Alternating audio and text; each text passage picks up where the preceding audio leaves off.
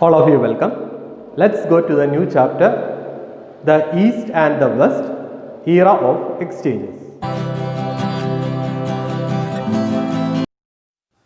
Two major trade routes of the medieval period are shown in the map.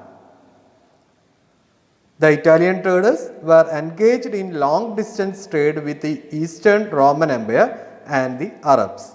They had trade relations with the towns like Baghdad, Damascus, and Jerusalem. Which are the features of two routes in the map? These routes extended from eastern China to western Europe. Second, these trade routes which connected the east and the west were known as the Silk Route and the Spice Route. One is Silk Route and other one is Spice Route. Silk Route was a land route while the Spice Route was through the sea. Silk Route is a land route but Spice Route is a sea route. These routes passed through different trade centers. These are the features of Silk Routes and Spice Routes. Then we are going to study which are the reasons for the strengthening of commercial contact between the East and the West. They are the rapid increase in production. Second one, diversity of products. Third one, construction of roads and bridges. And last one, effective steps to control thieves and robbers. These are the reasons for the strengthening of commercial contact between the East and the West. Next topic, which places were emerged as cities? The cities which developed around the castles of the nobles. Second, cities emerged around churches and monasteries. And third one, cities sprang up with the expansion of market. These are the places were emerged as cities in the medieval period. Next topic is how the Italian cities emerged as great commercial centers during the medieval period. By the 13th century, the Italian cities of Florence and Venice began to mint their own coins. They started to mint their own coins. Compared to other European regions, the Italian cities had more favorable conditions such as the ports of Italian subcontinent and the concessions provided by the Italian cities to their merchants. Once more, favorable conditions such as the ports of Italian subcontinent and the concessions provided by the Italian cities to their merchants. Thus, the Italian cities of Genoa, Pisa, Venice, Florence, etc. emerged as great commercial centers. Which are the factors that helped the development of the new cities in the medieval period? Many cities began to develop on the banks of the rivers. This facilitated large-scale exchange of articles. The facilities provided by the rulers for the production of commodities in the trading centers and in the increase in population were the other factors that helped the development of the new cities. Which are the factors? Many cities began to develop on the banks of the rivers. Then second one, the facilities provided by the rulers for increase in production. And third one, increase in population. These are the factors that help the development of the new cities in the medieval period. Next topic, features of the medieval European cities. They were generally small in size. The roads of these cities were narrow and unhygienic.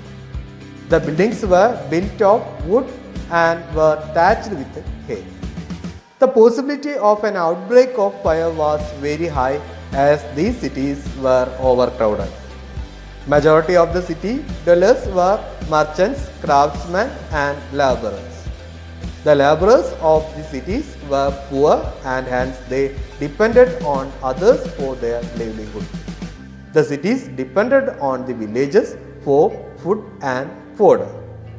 Once more, they were small in size.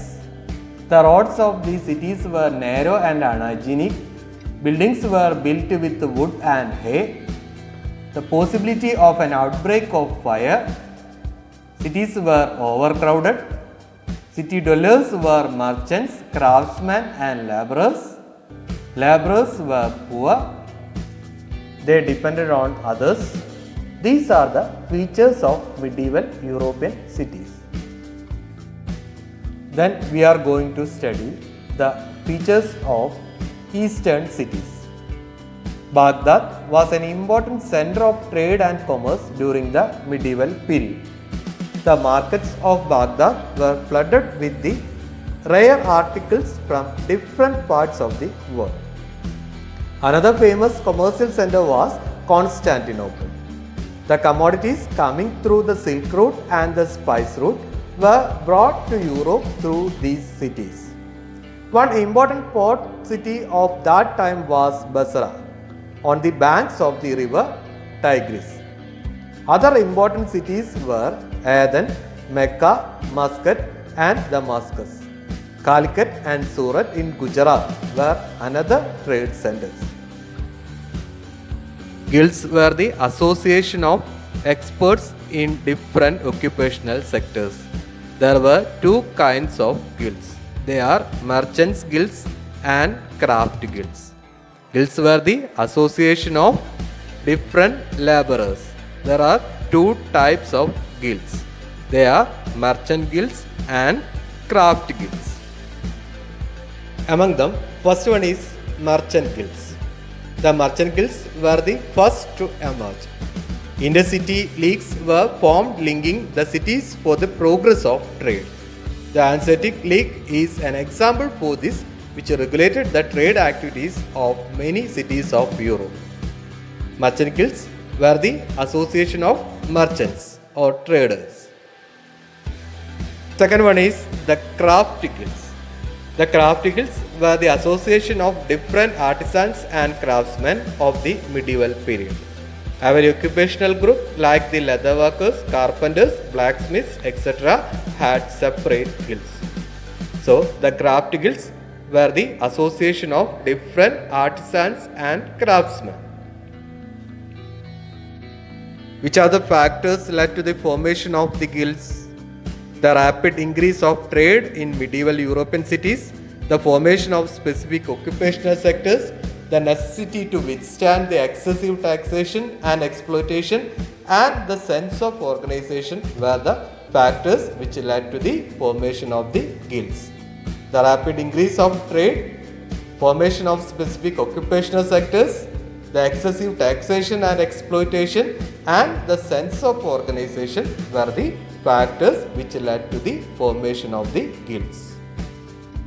Next topic is the aims of the guilds.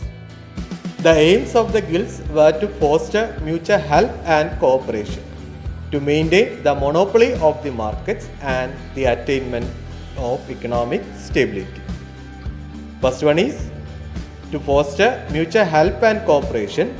Second one is to maintain the monopoly of the markets, and third one is to attainment of economic stability. These are the aims of the guilds.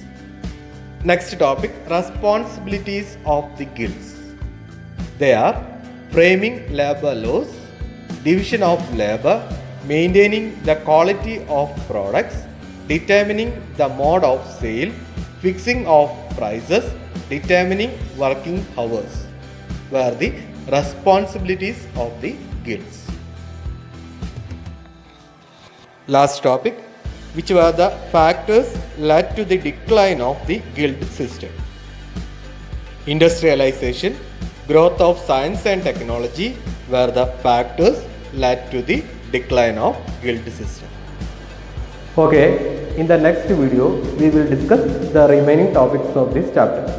Thank you.